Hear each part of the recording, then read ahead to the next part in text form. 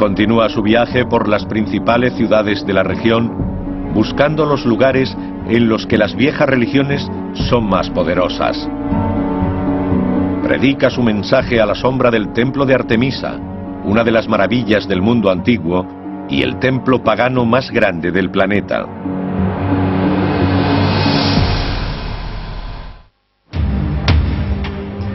En el año 52, Pablo llega a Éfeso, la cuarta ciudad del mundo antiguo. Él es solo uno de los miles de peregrinos que la visitan. La mayoría acude a honrar a Artemisa. Artemisa era la diosa de la caza y protectora de las vírgenes. Y sabemos que durante sus fiestas anuales las jóvenes solteras podían encontrar esposo.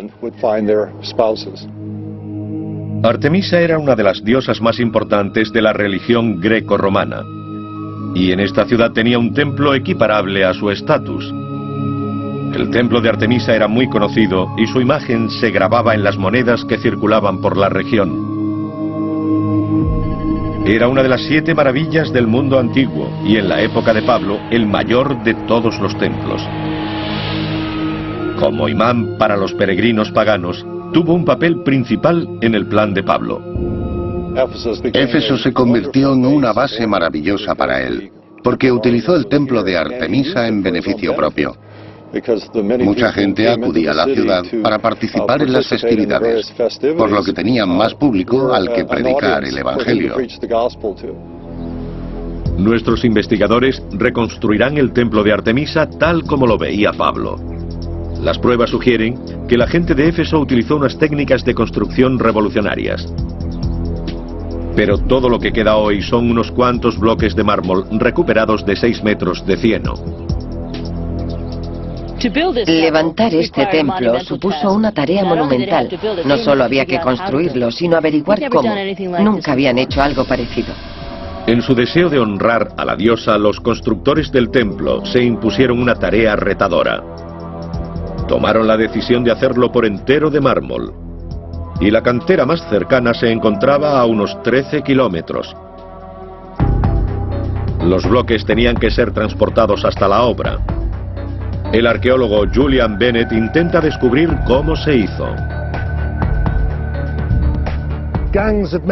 Cuadrillas de hombres trabajaban con martillos y cinceles para crear una estrecha depresión de unos 15 centímetros de ancho. Aún puede verse aquí. Y una vez que abrían el canal hasta el nivel del bloque que querían, golpeaban desde los lados con cuñas metálicas para extraerlo. Se calcula que necesitaron unas 51.000 toneladas de mármol. Los efesios encargaron del trabajo a sus esclavos y delincuentes. El castigo común por un delito era ser enviado a las canteras. Aquí la esperanza de vida no era demasiado larga. Una vez que extraían los bloques, tenían que transportarlos al lugar de la construcción. En el siglo XXI se cuenta con maquinaria pesada. A pocos cientos de metros de la antigua cantera aún se extrae mármol gris. El bloque medio es de 13 toneladas, aproximadamente el mismo tamaño de los utilizados en el templo de Artemisa. Hoy las máquinas hacen que parezca muy sencillo, pero cuando se construyó el templo, todo era a base de la mano de obra. No obstante, los arquitectos utilizaron su ingenio para acelerar el proceso. Idearon un método que les permitía trasladar las piedras de un modo más efectivo que el de los egipcios. Convirtieron los bloques cuadrados en ruedas mediante un forro de madera para que pudieran rodar fácilmente los 13 kilómetros hasta la ciudad.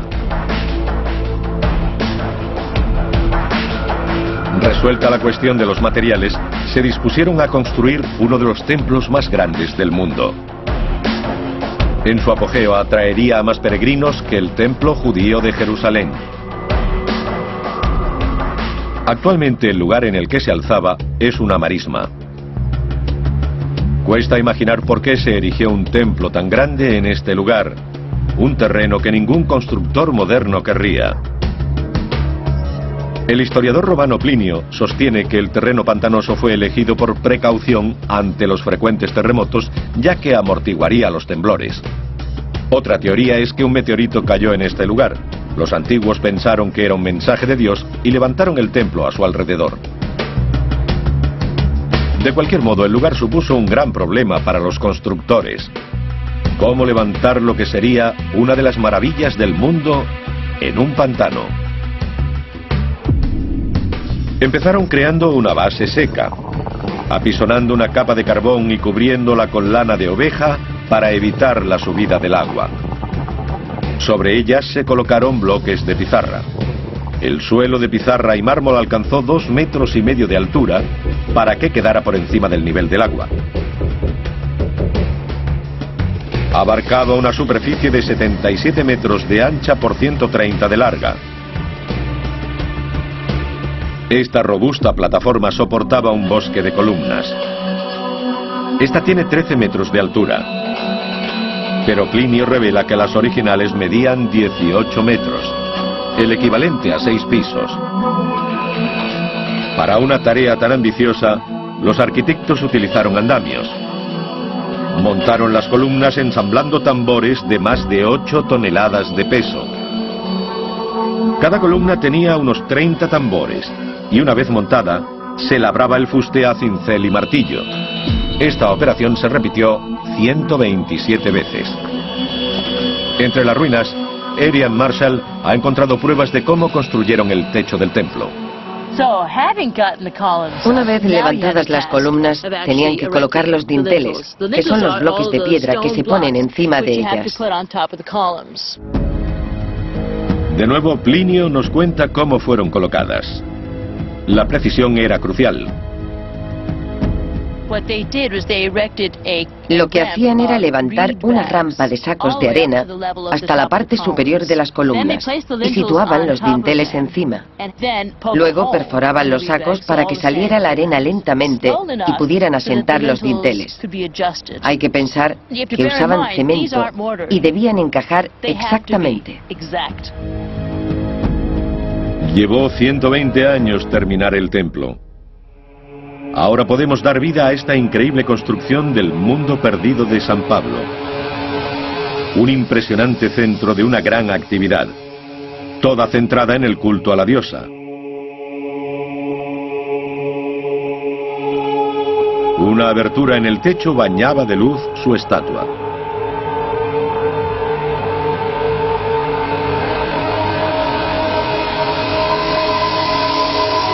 Pero el culto a Artemisa no era la única religión de la ciudad. Los romanos creían en muchos dioses y toleraban las creencias tradicionales de los pueblos que conquistaban. Así que al principio Pablo y su nueva religión fueron bien recibidos. A pocos kilómetros del templo, en el centro de la ciudad, Pablo descubrió algo que le permitiría transmitir su mensaje a una audiencia de un tamaño sin precedentes. Penetramos en uno de los edificios más espectaculares de Éfeso. 25.000 personas acudían a este lugar para juegos y manifestaciones. San Pablo estuvo aquí. El teatro, también construido con mármol blanco, atravesaba un momento de expansión cuando Pablo se encontraba en la ciudad. Con 140 metros de ancho y 66 filas de asientos, fue una vez el mayor teatro del país. Pablo habría venido aquí para dirigirse a uno de los públicos más numerosos de su vida. Este era el teatro perfecto. Tenía capacidad para 25.000 personas y su acústica permitía un impacto espectacular. La soberbia acústica se debe al diseño de las gradas. Estos asientos son anchos y a medida que se sube se van estrechando. Esta forma cóncava ayuda a retener el sonido dentro. Pero el teatro no estaba diseñado solo para discursos y obras. La separación que protege la primera fila indica que Pablo compartió su escenario con un espectáculo mucho más peligroso. El muro es alto para proteger a los espectadores de la sangre de las muertes que tenían lugar abajo. El descubrimiento reciente de un cementerio especial en Éfeso confirma que en este teatro luchaban gladiadores. Estos espectáculos inmensamente populares atraían a un público muy numeroso. Y en cuanto a Pablo, los juegos servían para que más gente oyera su